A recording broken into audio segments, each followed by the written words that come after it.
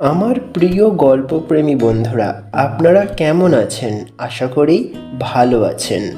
আজকে আপনাদের জন্য নিয়ে এসেছি ডেল কার্নেগির লেখা অডিও বুক চিন্তা ছাড়ুন, সুখে থাকুন। এটি মূলত 28টি অধ্যায়ের একটি বই। আজকে তার দ্বিতীয় অধ্যায়। তো চলুন আজকের অডিও বুকটি শুরু করা যাক।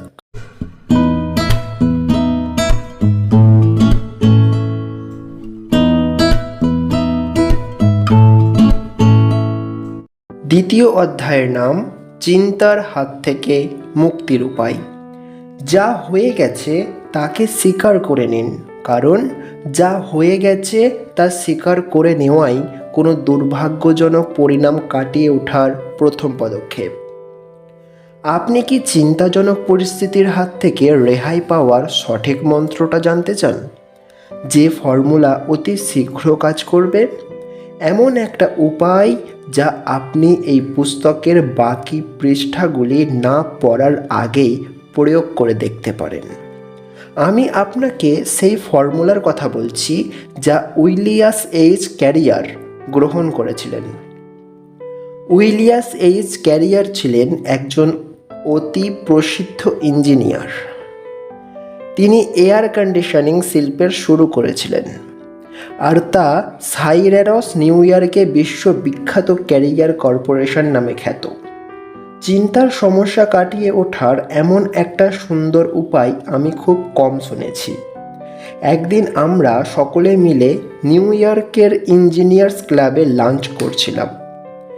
তখন মিস্টার ক্যারিয়ার আমাকে ব্যক্তিগতভাবে এই কথাটা বলেছিলেন। ক্যারিয়ার বলেছিলেন, আমি বাফালো নিউ ইয়র্কের বাফালো ফোর্জ কোম্পানিতে কাজ করতাম। আমাকে ক্রিস্টাল সিটি মিসৌরিতে পিটসবার্গ প্লেট গ্লাস কোম্পানিতে লক্ষাধিক ডলারের কারখানায় গ্যাস পরিষ্কার করার মেশিন লাগানোর কাজ দেওয়া হয়েছিল। এই মেশিন লাগানোর উদ্দেশ্য ছিল গ্যাস থেকে অশুদ্ধ বস্তু দূর করা, যাতে করে তা চলার সময় ইঞ্জিনের কোনো রকম ক্ষতি না হয়। গ্যাস শুদ্ধ করার এই প্রক্রিয়া ছিল একেবারেই নতুন। এর আগে একেবারে অন্য পরিস্থিতিতে একবারই এর প্রয়োগ করা হয়েছিল।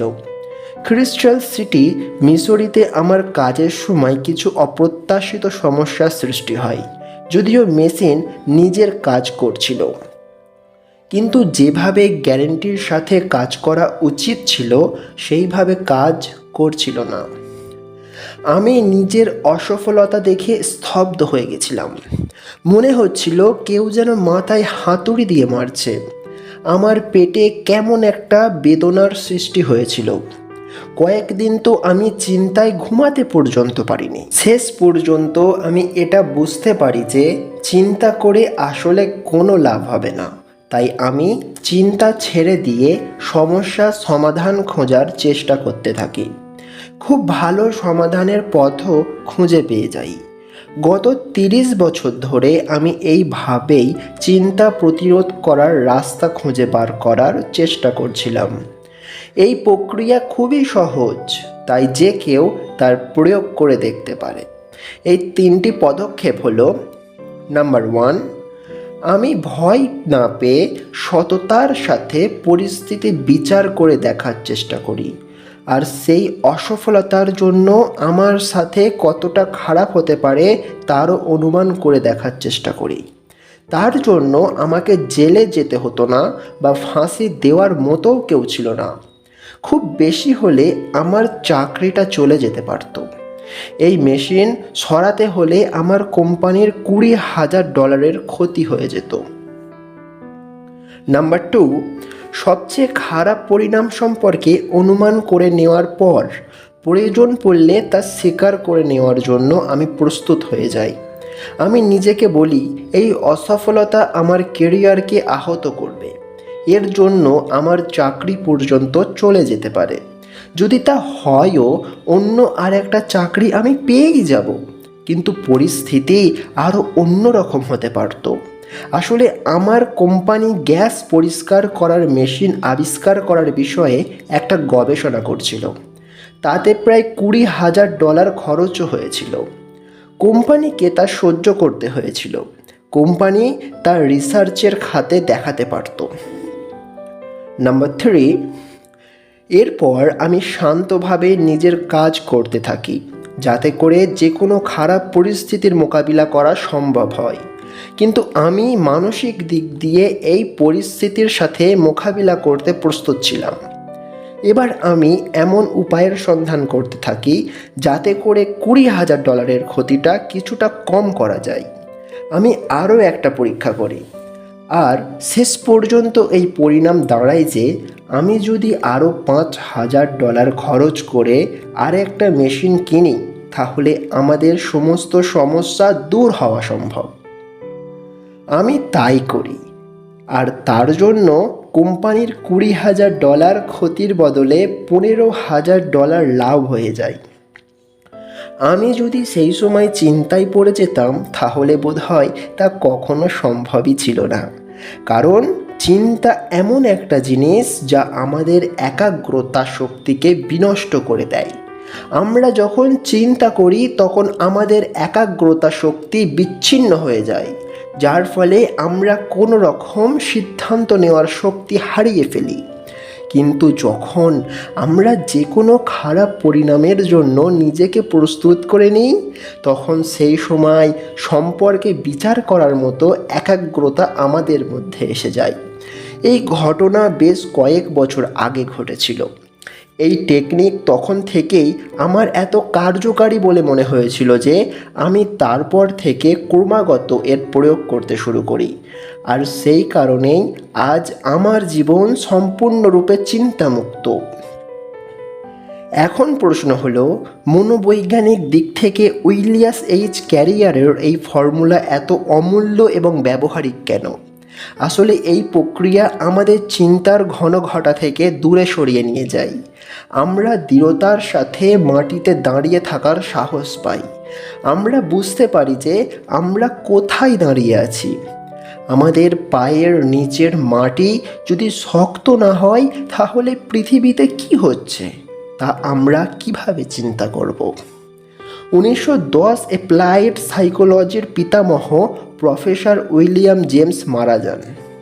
তিনি যদি আজও বেঁচে থাকতেন আর কিভাবে খারাপ থেকে খারাপতর পরিস্থিতির মোকাবিলা করা যায় তা শুনতেন, তাহলে তিনি খুশিই হতেন। আমার এই কথা বলার কারণ হলো, তিনি নিজের বিদ্যার্থীদের বলেছিলেন, যা হয়ে গেছে তা স্বীকার করে নাও, কারণ যা হয়ে গেছে তা স্বীকার করে নিতেই হবে। আর দুর্ভাগ্যজনক পরিণাম থেকে রেহাই পাওয়ার এটাই সবচেয়ে বড় পদক্ষেপ। এই একই কথা লিন ইউট্যান্ট নিজের জনপ্রিয় পুস্তক স্পার্টেস অফ লিভিংয়ে বলেছিলেন। এই চৈনিক দার্শনিকের মতে খারাপ থেকে খারাপতর পরিস্থিতিকে স্বীকার করে নিতে পারলেই মন প্রকৃত শান্তি লাভ করে। আমার মনে হয় মনোবৈজ্ঞানিক দিক থেকে এর অর্থ হলো নিজের ঊর্জাকে মুক্তি করা। এটা একেবারে সত্যি কথা। মনোবৈজ্ঞানিক দিক থেকে এর অর্থ হলো ঊর্জাকে নতুনভাবে মুক্ত করা।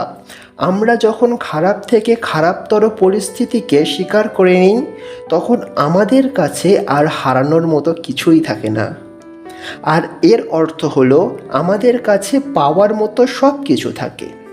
উইলিয়াম এইচ ক্যারিয়ারের কথার রেস টেনে বলতে হয়, খারাপ থেকে খারাপতর পরিস্থিতিকে স্বীকার করে নেওয়ার পর আমি শান্ত হয়ে গেছিলাম, যার ফলে বহুদিন বাদে আমি শান্তির শ্বাস ফেলতে সক্ষম হই। তারপর আমি নতুন কিছু ভাবতে পেরেছিলাম। এই কথাগুলিকে যুক্তিযুক্ত বলা যেতে পারে। তা সত্ত্বেও হাজার হাজার লোক রাগ ও চিন্তায় নিজেদের জীবন শেষ করে দেয়। আসলে তারা খারাপ থেকে খারাপ পরিস্থিতি স্বীকার করার জন্য প্রস্তুত থাকে না। আসলে তারা দুর্ঘটনা থেকে যতটা রেহাই পাওয়া সম্ভব সেটা কেউ অস্বীকার করে দেয়। নিজের ভাগ্যকে নতুনভাবে গড়ে তোলার বদলে তারা অভিজ্ঞতার সাথে হিংসাত্মক হানাহানি শুরু করে, যার পরিণাম সর্বদাই তিক্ত হয়। আর শেষ পর্যন্ত ক্রমাগত চিন্তা করার অসুখ তাদের চেপে ধরে, যা মেলেনকোলিয়া নামে পরিচিত। উইলিস এইচ ক্যারিয়ারের ফর্মুলা গ্রহণ করে আর একজন ব্যক্তি কিভাবে সমস্ত চিন্তার হাত থেকে রেহাই পেয়েছিল তা শুনুন। আমার ক্লাসের এক বিদ্যার্থীর অভিজ্ঞতার কথা বলছি। সে ছিল নিউ ইয়র্কের একজন তেলের ডিলার। আমাকে ব্ল্যাকমেল করা হচ্ছিল। আমি বিষয়টা বিশ্বাস করতে পারছিলাম না। ফিল্ম ছাড়া এমন ঘটনা ঘটতে পারে তা কিছুতেই বিশ্বাস করতে পারছিলাম না, কিন্তু সত্যিই আমাকে ব্ল্যাকমেল করা হচ্ছিল।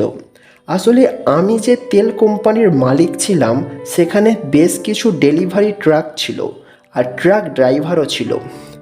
সেই সময় যুদ্ধের নিয়ম চলছিল। আমরা নিজেদের গ্রাহককে যা দিতে পারতাম তার ওপর রাশনিংও চলছিল। আমি জানতাম না যে আমার কিছু ড্রাইভার নিয়মিত গ্রাহকদের কম তেল দিত, আর যে তেল অবশিষ্ট থাকতো তা তারা বাইরে অন্য গ্রাহকদের কাছে বিক্রি করে দিত। এক ব্যক্তি যখন আমার কাছে আসে তখন আমি সেই বেআইনি সওদার কথা জানতে পারি। সে আমাকে বলে যে সে একজন সরকারি ইন্সপেক্টর আর আমার কাছে নিজের মুখ বন্ধ রাখার জন্য দাম চাই। আমার ড্রাইভাররা যা করেছিল সেই কাজের প্রমাণ তার কাছে ছিল, আর সে আমাকে এই বলে ভয় দেখানোর চেষ্টা করে যে আমি যদি তাকে পয়সা না দিই তাহলে সে আমার বিরুদ্ধে ডিস্ট্রিক্ট অ্যাটর্নির অফিসে নালিশ করে সমস্ত প্রমাণ জমা করে দেবে। আমি এটা জানতাম যে ব্যক্তিগত দিক দিয়ে আমার ভয় পাওয়ার মতো কিছুই নেই, কিন্তু আইনের দিক দিয়ে দেখতে গেলে যে কোনো কর্মচারীর কাজের জন্য তার কোম্পানির দায়বদ্ধতা থেকেই যায়। শুধু তাই নয়, যদি ঘটনা আদালত পর্যন্ত যেত আর সম্পূর্ণ ঘটনা সংবাদপত্রে প্রকাশিত হতো তাহলে সেই অপবাদের জন্য আমার ব্যবসা শেষ হয়ে যাওয়ার সম্ভাবনা ছিল। অথচ আমি নিজের ব্যবসা নিয়ে গর্ববোধ করতাম। আমার বাবা 24 বছর আগে এই ব্যবসা শুরু করেছিলেন। আমি চিন্তায় অসুস্থ হয়ে পড়ি। আমি 3 দিন ও 3 রাত না কিছু খেতে পেরেছিলাম আর না ঘুমাতে। আমি শুধু হাঁটছিলাম। এই ব্যক্তিকে $5,000 দিয়ে দেব নাকি তাকে বলে দেব যে সে যা করার করে নিক, সেটাই আমি বুঝতে পারছিলাম না। দুটির মধ্যে যে কোনো একটা পথের শেষ যে কতটা ভয়ঙ্কর হতে পারে তা বুঝে উঠতে পারছিলাম না। তখন এক রবিবার রাতে পাবলিক স্পিকিংয়ের কার্নেগি ক্লাসে প্রাপ্ত হার্ড টু স্টপ ওয়ার্ডিং বুকলেটটা আমি খুলে দেখি। আমি বইটা পড়তে শুরু করি। তাতে উইলিস এইচ ক্যারিয়ারের ঘটনা পড়ি।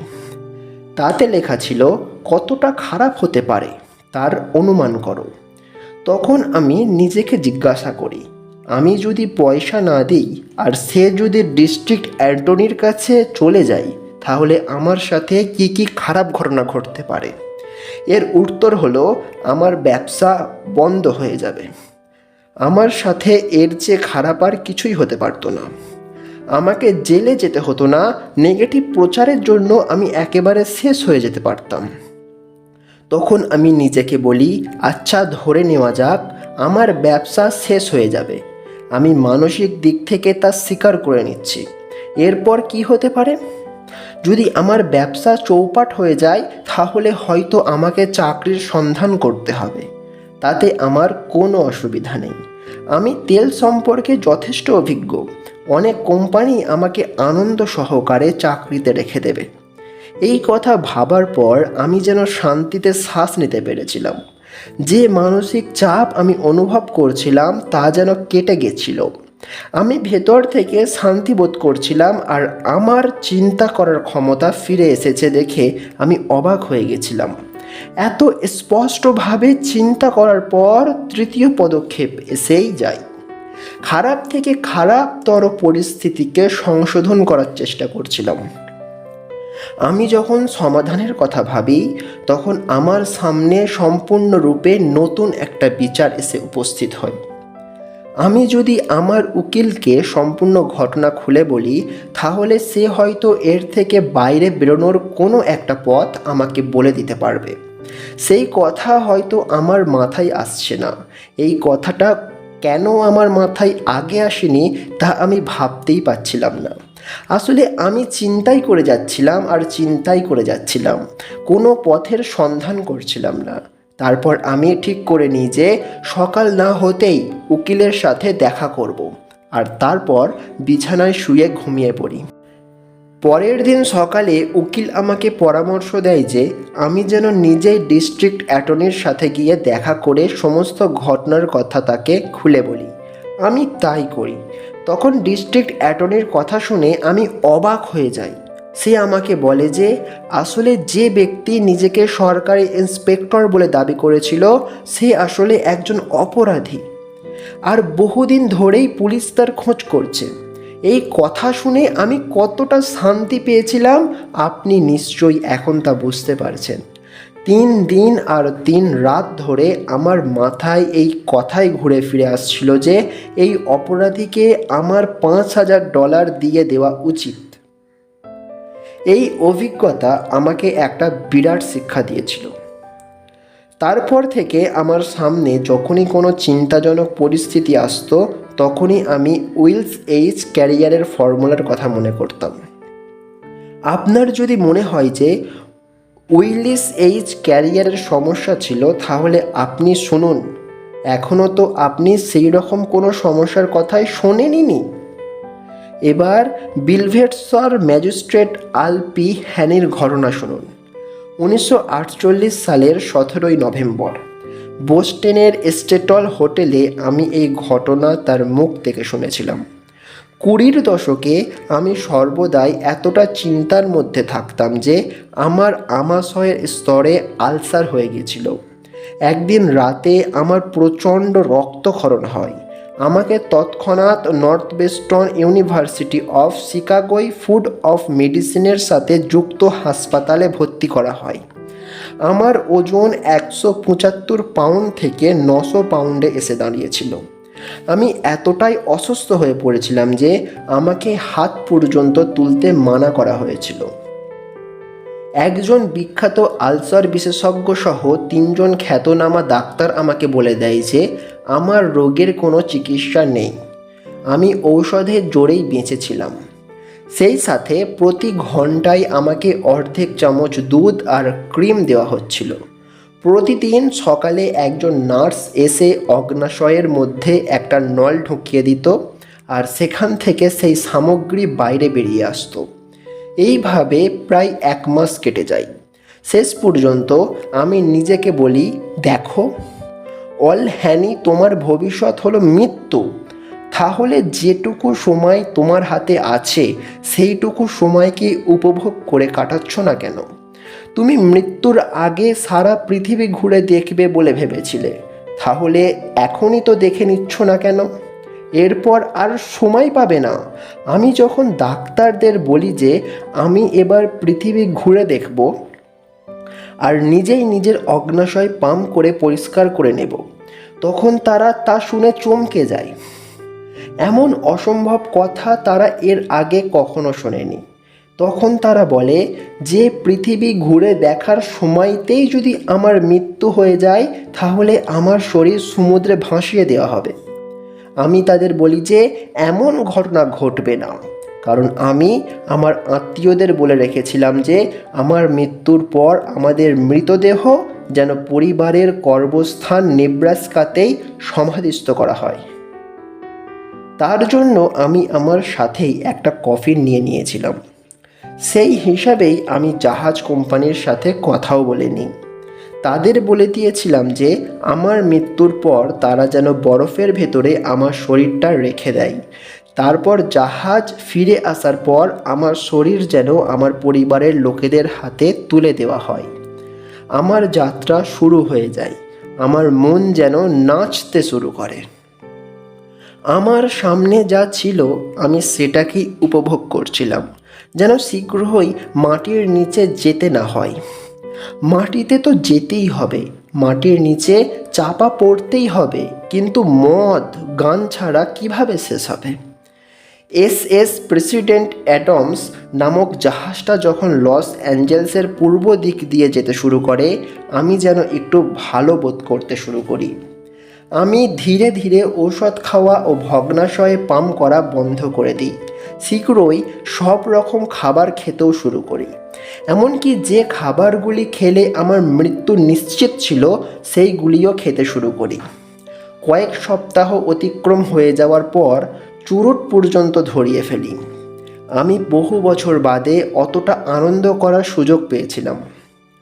আমি জাহাজে সবার সাথে খেলা করি, গান গাই, নতুন বন্ধু করি, অর্ধেক রাত পর্যন্ত আনন্দ করে কাটাই। ভারত আর চীনের গরিবদের দেখে আমার মনে হয়েছিল যে আমার ব্যবসার পরিস্থিতি এদের থেকে কয়েক গুণে ভালো। আর তখন থেকেই আমি মূর্খের মতো চিন্তা করা বন্ধ করে দিই, আর আমি ভালো বোধ করতে থাকি। আমেরিকা পৌঁছাতে পৌঁছাতে আমার ওজন 90 কিলো বেড়ে গেছিল। আমার আলসারের সমস্যার কথা আর মাথাতেই ছিল না। আমি সারা জীবনে এর আগে কখনোই নিজেকে ততটা সুস্থ বোধ করিনি। পুনরায় নিজের ব্যবসার কাজ শুরু করি, আর তারপর থেকে একদিনও অসুস্থ হয়নি। অলপি হ্যানি আমাকে বলেছিল যে উইলিস এইচ ক্যারিয়ার চিন্তার হাত থেকে মুক্তি পাওয়ার জন্য সে সিদ্ধান্ত গ্রহণ করেছিল।